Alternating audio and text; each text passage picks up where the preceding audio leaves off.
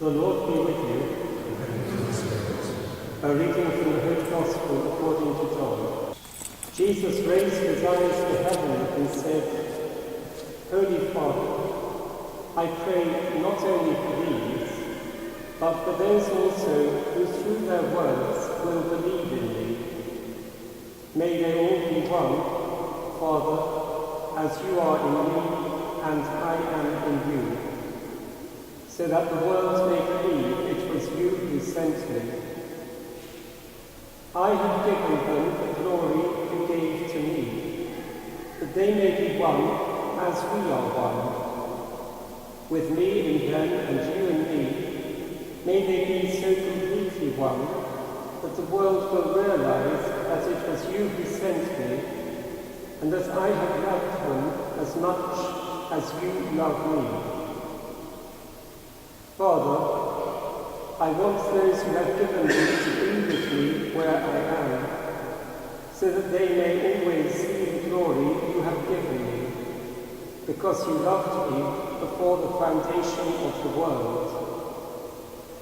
Father, righteous one, the world has not known you, but I have known you, and these have known that you have sent me. I have made your name known to them, and will continue to make it known, so that the love with which you loved me may be in them, and so that I may be in them. The Gospel of the Lord. Years ago, when my nephews and nieces were very small, I remember them on visits to my parents. Occasionally they would have the tantrums that small children have. My father would remark amid the screams, I don't think that child knows what it wants, but is not going to be happy till he gets it. We cannot say of today's Gospel that Jesus is in any doubt about what he wants. 4 times in the 6 verses we have heard, he asks that all his followers, not only those sitting with him in the upper room at the Last Supper, but also all those who in the future are going to believe because of their proclamation of Jesus' message, that they should be one. And why is it so important for us to be one? Jesus gives us 8 reasons, each introduced with a so that conjunction, which is one little word in Greek, inner. First, we need to be one so that we may share in the unity that Jesus enjoys with his Father. Second, this oneness will enable the rest of the world to believe that Jesus has been sent by his Father. Third, the glory that Jesus' Father has given to him, he will give to those who are one with him. Fourth, we will achieve perfect unity if we allow Jesus to be in us in the same way that he allows his Father to be in him. Fifth, this will enable the world to know not only that his Father has sent him, but also that the Father loves those who are united to his Son, just as he loves his Son.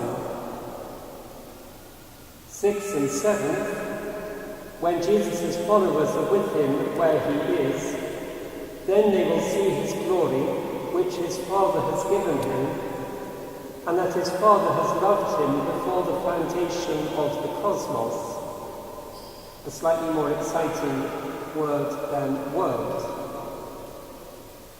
Eighth, Jesus will reveal God the Father to his united followers, so that God's own love may be in them, and they will understand that God's love is not an abstract thing, but a divine and human person, Jesus himself. Put simply, Jesus wants us to share in the love he and his Father have for one another. This eternal love is Jesus' glory, and it is a glory that he wants us to have as well, together with him. And not just us, but everyone. So our faith is not for a select minority, but for all. God doesn't want much, it's sometimes said. He wants everything. How can we give God what he wants? First, by our love and unity. The more we love one another, the more we proclaim God's love and glory, into which he wants his whole creation to enter. But we do have to use words as well, because Jesus prays for those who, through their words, will believe in me. A while ago, I had a conversation with a young man who got into a state of confusion, loss, and depression at university. Not such an unusual thing. He mentioned some of his anxiety to a lady who worked not too far away from him in the library. I think he said she'd come from Iraq. When he got back to his computer after a break, he would find post-it notes on it. I am the true vine. He would say to himself, what on earth does that mean? But he added, I somehow knew exactly what it meant. Because the words of Jesus had been chosen just for him and his situation. He tried to make small adjustments in his life without really changing very much. Then one day he came back to his computer and found a long message on it that shook him profoundly.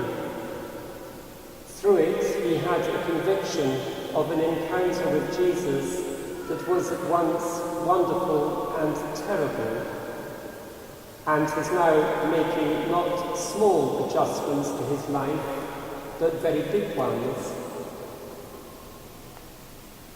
I'm not saying that the post-it note is the answer to the problem of evangelization. God will speak through each one of us in unique ways, if we allow him to. The young man said he knew his change of heart had also been the fruit of many prayers from his family and friends offered for him.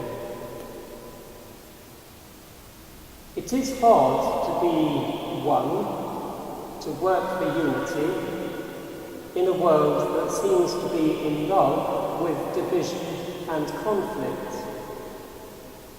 My status must set me apart from and above you and your status.